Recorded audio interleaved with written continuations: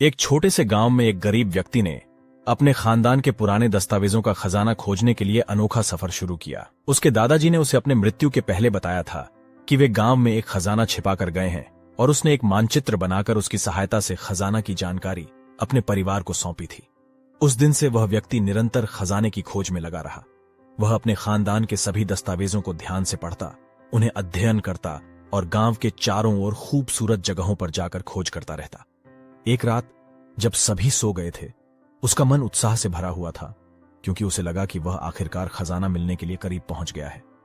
वह उत्साह से मानचित्र को देखने लगा और आखिरकार उसमें एक खास स्थान का पता लगाया। जल्द ही वह स्थान पर पहुंचा और खुशी से झूम उठा, परंतु जब उसने खुदाई की तो वहां कुछ नहीं मिला। उसका मन उदास हो गया और उसे विश्वास नहीं हुआ कि यह सब सिर्फ एक व्यक्ति के सपनों के अलावा कुछ नहीं था।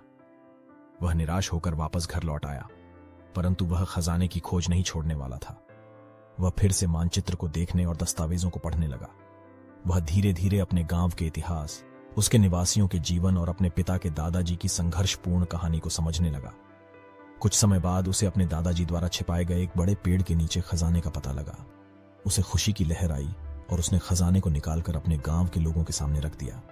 इस खजाने में न सिर्फ सोने और चांदी के सिक्के थे, बल्कि उसमें उसके दादाजी के विचारों की अमूल्य धरोहरें भी थीं। वह खजाना उस गांव के लोगों के लिए अनमोल था, क्योंकि उसमें उनके गुरुकुल की तपस्या से भरी कहानियां और प्रेरणादायक संदेश भी छिपा था।